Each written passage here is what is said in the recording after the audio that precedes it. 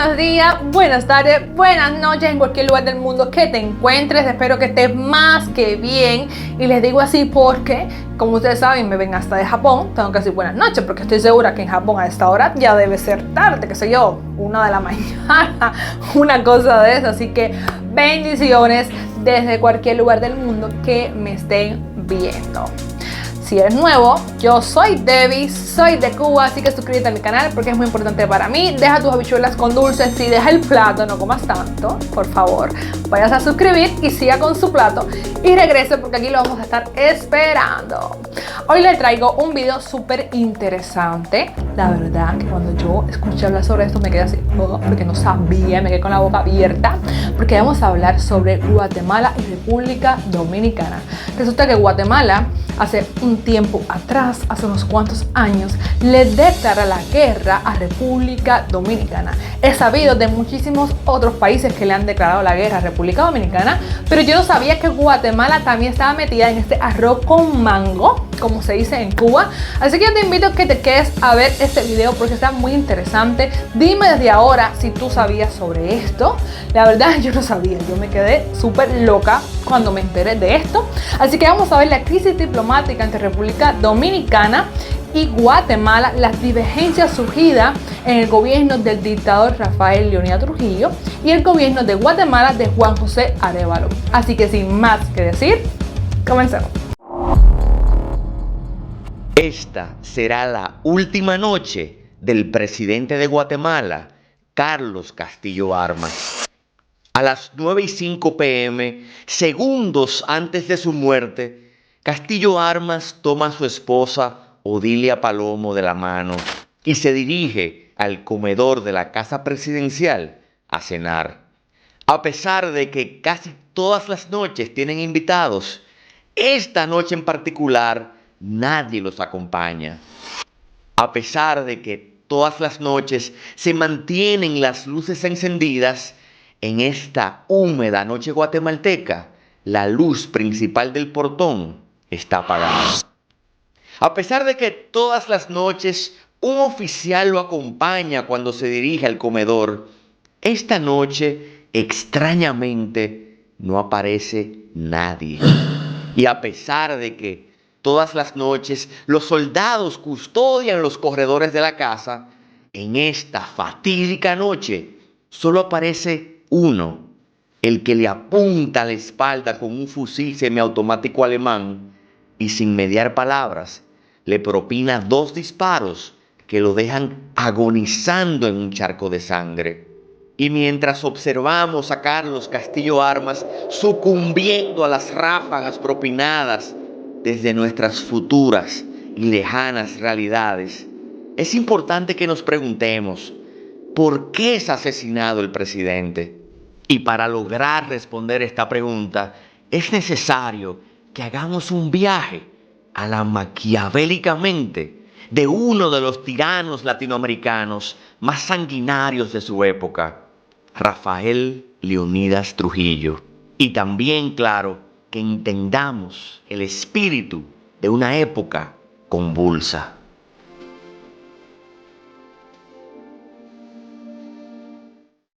El 15 de marzo del 1945, Juan José Arévalo se convirtió en presidente de Guatemala. Su presidencia marcó el inicio de un paréntesis democrático sin precedentes en la historia guatemalteca, y sus reformas económicas y sociales marcaron profundamente a la región.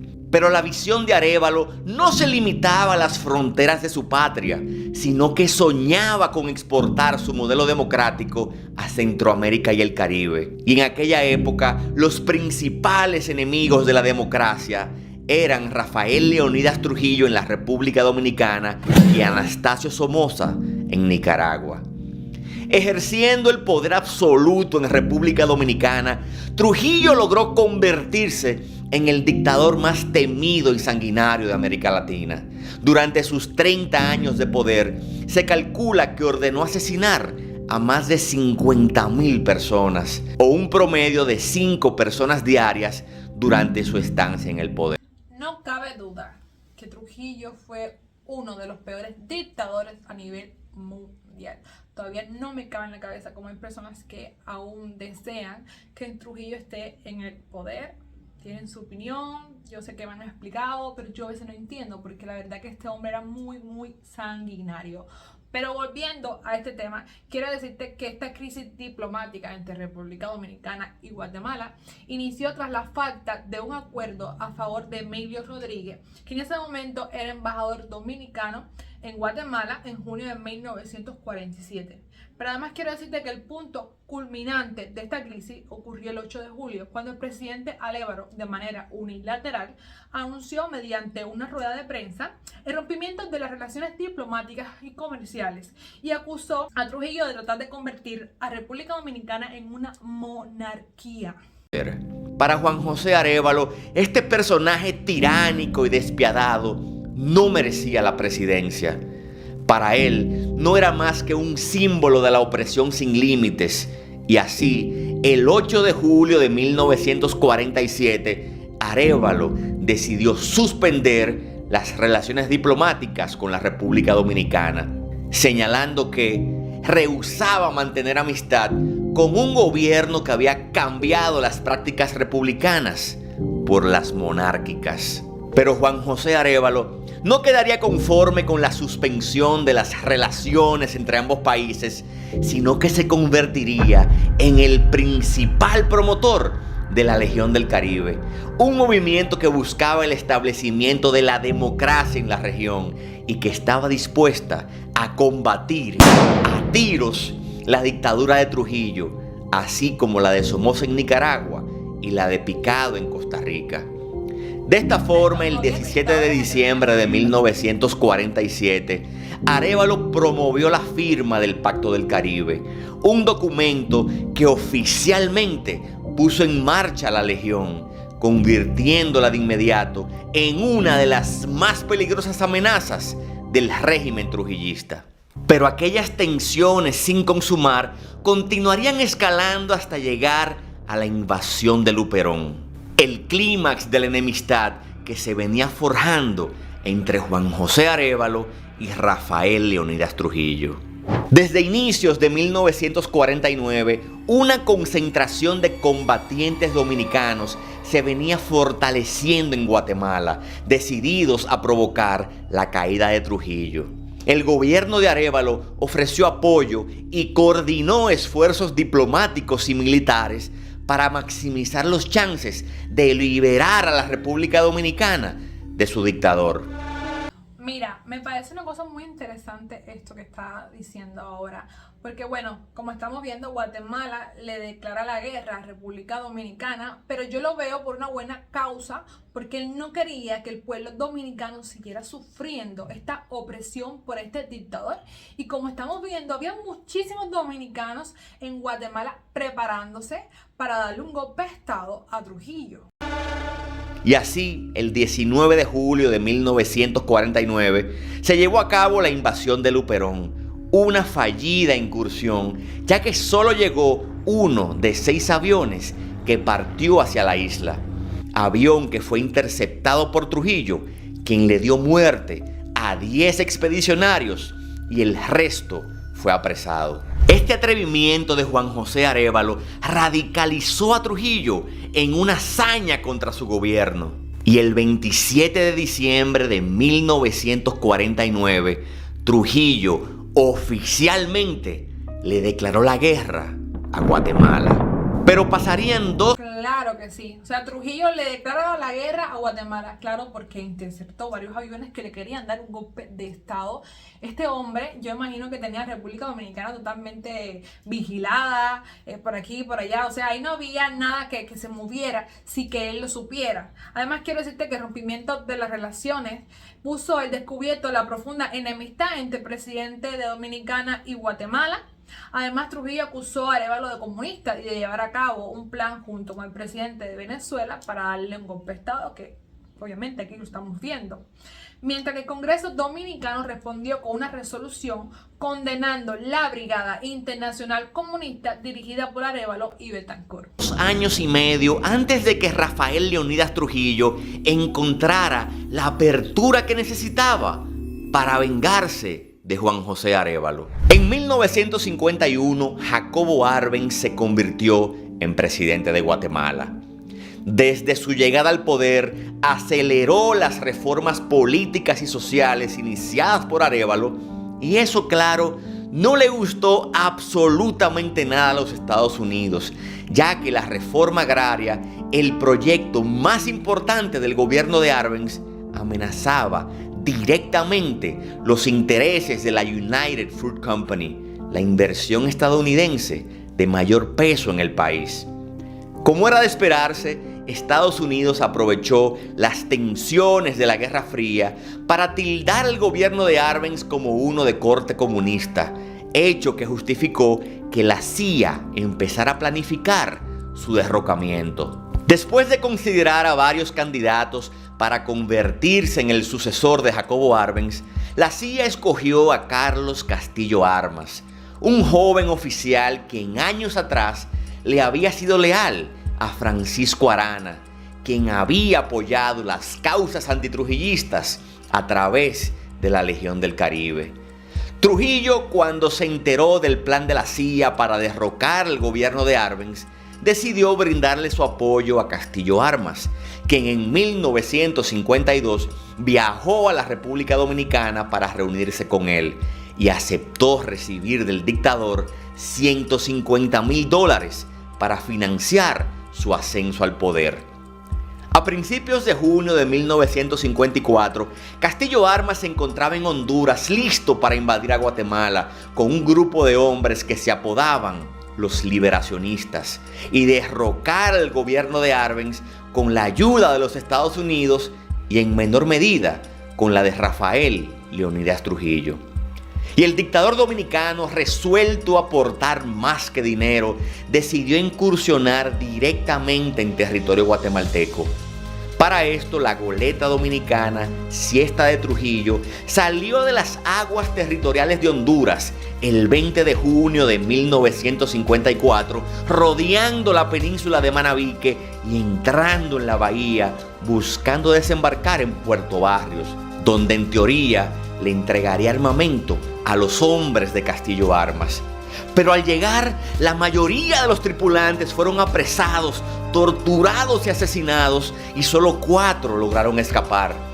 A pesar de este durísimo golpe para Trujillo, Carlos Castillo Armas logró ejecutar el plan impulsado por la CIA, y el 27 de junio de 1954, a las 9 de la noche, Jacobo Arbenz anunció su renuncia como presidente de Guatemala, lo que le permitió a Castillo Armas asumir la presidencia días después. Y como era de esperarse, la hora de pagarle el favor a Trujillo finalmente había llegado.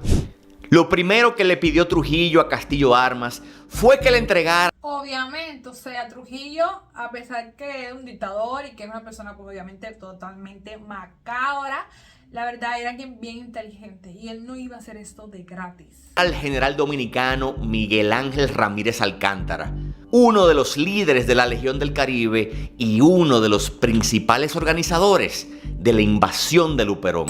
Pero Castillo Armas, en vez de cumplirle a Trujillo, decidió liberar al general Ramírez Alcántara y este logró salir de Guatemala. Esto, claro, llenó de ira a Trujillo, ya que lo consideró una traición mayúscula. Por otro lado, Castillo Armas le había prometido a Trujillo condecorarlo con la Orden del Quetzal, la máxima distinción honorífica que otorga el gobierno de Guatemala. Pero Castillo Armas nuevamente intentó burlarse de Trujillo, posponiendo la ceremonia de la Orden del Quetzal y finalmente otorgándole esta condecoración a los Somoza en Nicaragua, negándosela de esta forma a quien más se la merecía, pues le debía en parte su victoria. Para abril de 1957, 3 meses antes de su asesinato, ya se sabía que Castillo Armas hablaba negativamente de Trujillo, llegándole al dictador la noticia de que Castillo Armas le había confesado a Somoza que no quería deslucir sus actuaciones asociándose con tiranos. Pero mis queridos, ¿por qué Castillo Armas adopta esta rígida posición contra Trujillo después de haberle aceptado su ayuda? Según algunos analistas, el tema radicaba en el hecho que Castillo Armas provenía del liderazgo del coronel Francisco Arana, comprometido antitrujillista. Para su desgracia, este vio a Trujillo como un aliado coyuntural y pensó ingenuamente que podía lidiar con el dictador a su antojo. Pero Trujillo no era ni Somoza, ni Picado, ni cualquier dictador.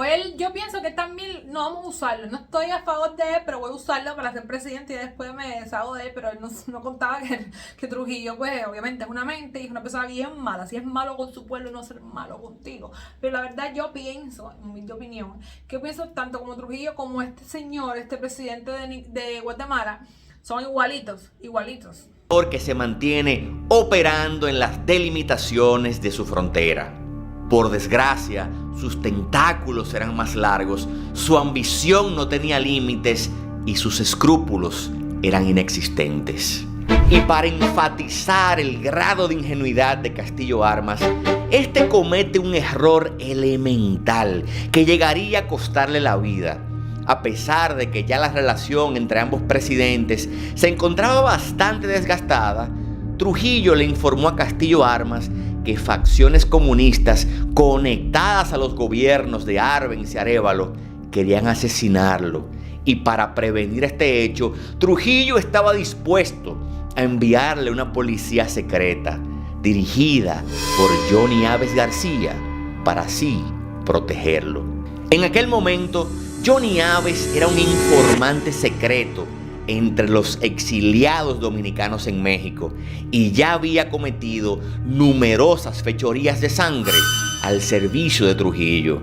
Y de esta forma ingresa a Guatemala como agregado militar Johnny Aves García, quien desde su llegada empieza a recabar información sobre el presidente. Como todo estratega del sicariato, lo primero que percibió Johnny Aves García fue la dificultuosa relación entre Castillo Armas y los militares, quienes nunca apoyaron plenamente su presidencia, ya que fueron amenazados por los Estados Unidos para que lo aceptaran como líder.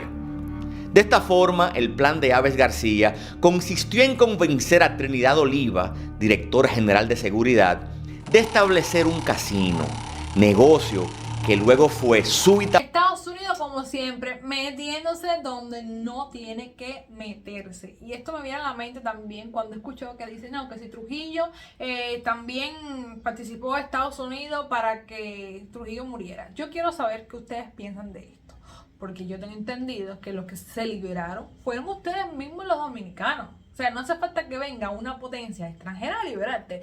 Tú mismo te liberas. Y para mí, por eso que siempre digo que República Dominicana es un ejemplo a seguir, ya que ellos mismos se liberaron. Clausurado por el presidente Castillo Armas, agudizando la tensión que fortalecería el desarrollo de la conspiración. Mientras tanto, Aves García se mantenía ampliando la desconfianza que existía entre Castillo Armas y su séquito militar, para así separarlo de su lado y continuar consolidando la consumación del atentado. Pero ahora regresemos a la noche del 26 de julio de 1957, horas después del magnicidio de Castillo Armas. Esa noche, el supuesto asesino, uno de los guardias que debía proteger al presidente, decidió suicidarse segundos después de consumar el hecho. En su alcoba se encontró un diario donde supuestamente trabajaba para el entramado comunista internacional y, como se esperaba, se comprobó más adelante que este diario fue una burda falsificación, ya que la letra que contenía en sus páginas era incomparable con las del cabo. Y también se determinó que era altamente improbable que un oficial de su rango mantuviera un diario, y más aún que escribiera tantas páginas incriminatorias en él. Por otro lado, nunca se confirmó con certeza si Odilia Palomo, la esposa de Carlos Castillo Armas, se encontraba en el Palacio Presidencial. Esta, cuando le tocó ofrecer su testimonio, entró en un estado de pánico y no pudo articular lo que había presenciado. Semanas después del evento, lucía que el crimen de Trujillo había salido a la perfección. Pero claro, el karma tenía otros planes. El 20 de octubre de 1957, casi 3 meses después del magnicidio del presidente, apareció asesinado Narciso Escobar Carrillo en las inmediaciones de San José Pinula. Minutos antes de morir, le comunicó a la policía que las personas que le habían disparado estaban conectadas con el asesinato del presidente, señalando entre sus autores al agregado militar Johnny Aves García. La víctima incluso grabó en su memoria la placa del vehículo y pudo comunicarle el número a la policía, quienes lograron ubicar el vehículo horas después en la zona 1 de Ciudad de Guatemala. Más adelante se concluiría que Narciso Escobar Carrillo había sido baleado, ya que había tenido una participación menor en el magnicidio y debido a su inmensa capacidad de comunicación, había creado desconfianza entre el equipo ejecutor y se había tomado la decisión de eliminarlo. Y claro, el presidente interino González López tomó la decisión de que después de depurada la investigación se pediría nuevamente el retiro de aquella misión diplomática y se volviera a romper relaciones con la República Dominicana. Pero a pesar de este imprevisto, Trujillo tenía su macabro plan totalmente planificado y su carta oculta ya tenía nombre y apellido: Idígoras Fuentes, beneficiario directo del crimen de la Casa Presidencial y aliado de Trujillo. Y es que Trujillo ya había negociado con Idígoras Fuentes el apoyo que le ofrecería para su campaña electoral y como moneda de pago, Fuentes debía suspender las investigaciones sobre la muerte de Castillo Armas, silenciando para siempre su asesinato y salvaguardando la imagen de Trujillo de un escándalo internacional. Idígoras también retrajo la moción de romper relaciones diplomáticas con República Dominicana, absolviendo absolutamente a Trujillo del magnicidio. Pero a pesar de este atropello histórico de Rafael Leonidas Trujillo, su ajusticiamiento... Cabrón, miren esto, yo me quedo loca. Miren hasta dónde llega el poder de Trujillo, matando un presidente. ¿Ustedes sabían esto? Eso está muy, muy fuerte.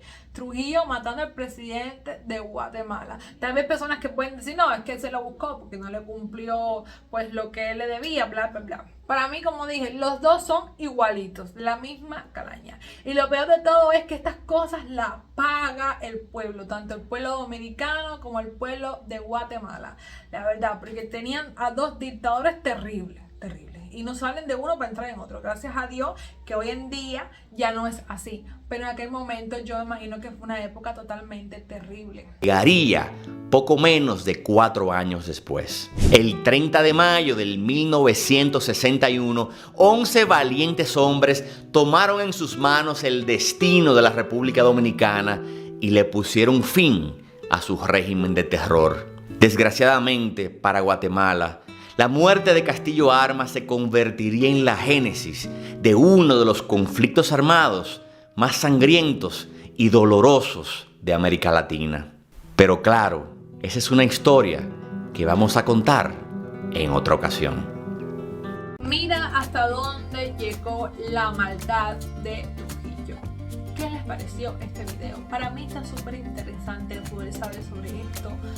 Casi una guerra entre estas dos naciones que hoy por hoy tienen unos lazos de amistad maravillosos. Dominicana exporta muchísimos productos a Guatemala, bebida, alimentos, medicamentos, pero en aquel entonces se iba a provocar una guerra que gracias a Dios pues no pasó.